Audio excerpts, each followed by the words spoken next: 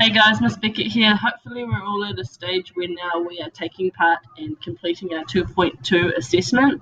I've created this short video just to go through the key things about 2.2 and as a quick guide to your skill assessment.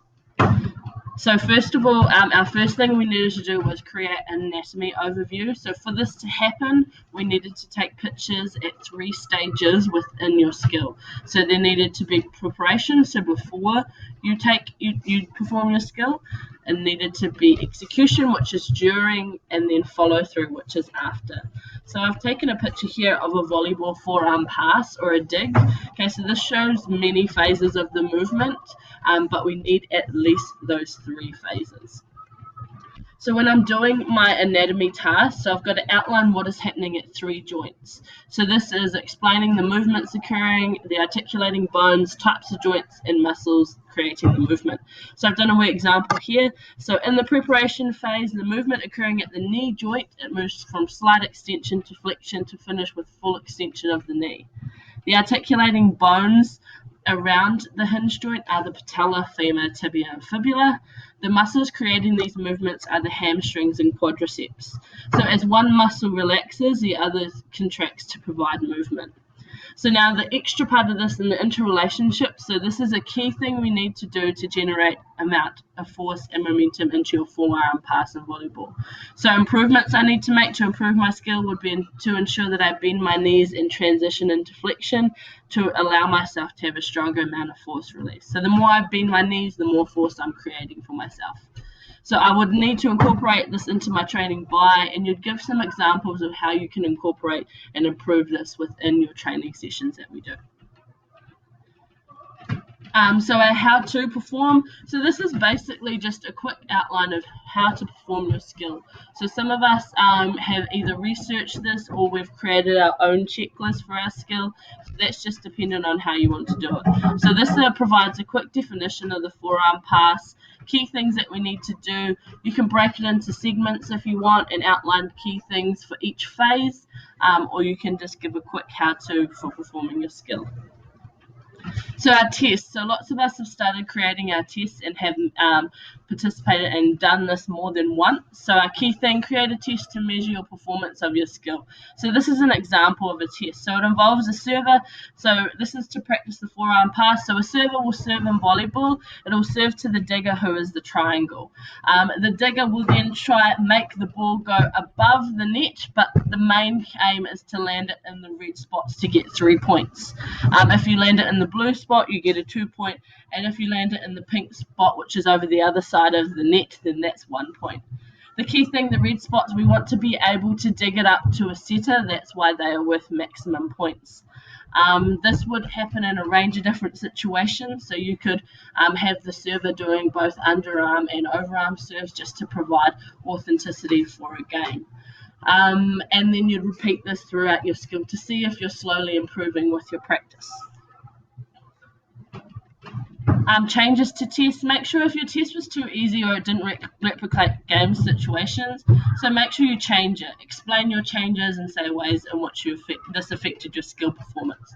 So if you're getting 10 out of 10 in a skill test to begin with, then you need to make changes to make sure that you are seeing improvements as we go. If you're finding that you're too stationary in a test, then you need to change it to make sure that you're moving and it is similar to a game situation.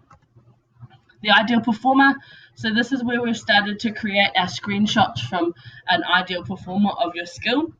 So your comparison, so compare each phase of movement, create your screenshots, outline strengths and weaknesses, and compare in comparison to the ideal, and outline things you could do to improve this.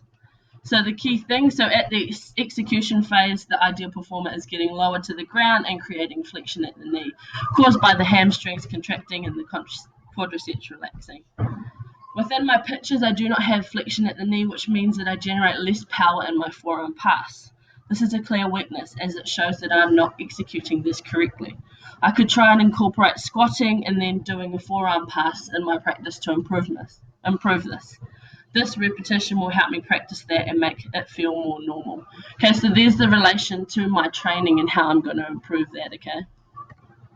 Skill learning. So Practice using correct technique and valid practice methods. So remember, we needed to outline the types of practice which are best for our skill, the stage of learning that we're at, and ways in which we can improve that, and factors affecting your practice in terms of your technique. Okay, so that needs to be things like, is there something that's affecting your performance or your practice? So it could be other people, it could be weather, there could be something that could be hindering your skill performance.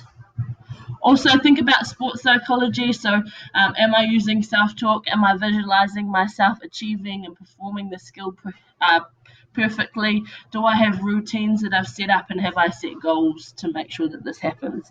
Also, think about levels of arousal and times when your performance is best. Okay, so our biomechanical analysis, so this is our strengths and weaknesses.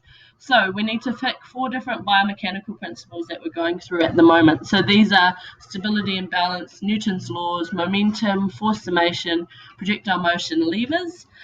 So you need to pick at least 4 of these to discuss. So you're going to talk about ways in which your strengths and weaknesses, so what is working in terms of that biomechanical principle, but you also need to discuss ways in which you could practice to improve this as well.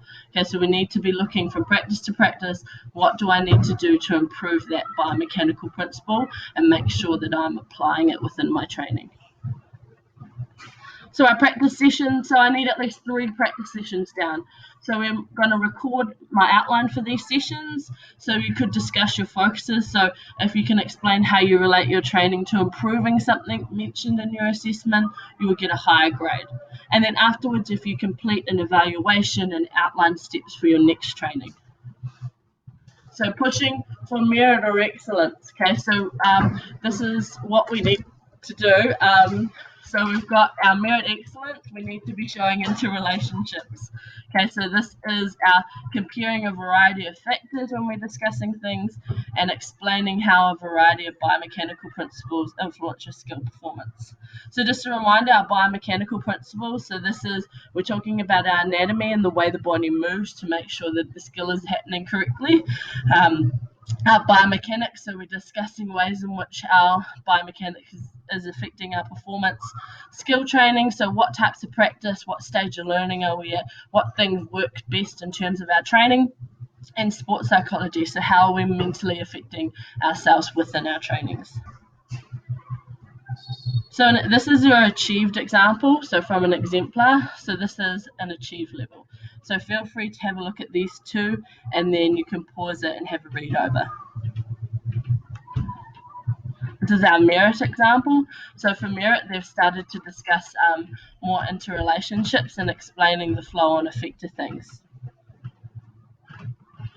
And this is our excellent example. Okay, so they're looking at multiple factors. So they've mentioned projectile motion. They've also mentioned an activity they could do to improve something. They've got a bit about anatomy, their muscles, and their movements, and then they've talked about what stage of learning they are at and what they need to do to improve their skill, and then explained a little bit about the effects of that. So last few things. So make sure that we have a final paragraph in your assessment and wrap it up in terms of that and what we've discussed. So I've attached an outline for this. Okay, so this will be shared with you as well. So the final paragraph, this looks like this. Okay, so these are the key things for our final paragraph. Okay, then we have our make judgments, back up with your resources and connect everything together. Our biophysical principles, don't forget to discuss these and always link back to your performance improvements, observations and evidence. Lastly, check out our 2.2 marking schedule also, so that will also be in the drive for you. That just outlines key things that you need to do in terms of your assessment and what you need to do to achieve each grade, okay? So there is quite a bit within this assessment, but do ask any questions if need be, and all of this stuff will be made available. Don't forget to keep referring back to your assessment tasks, so your assessment task, which is on the Facebook, and keep looking at that to make sure that we fully understand our assessment. Any questions, just come and chat with one of your BNS teachers though.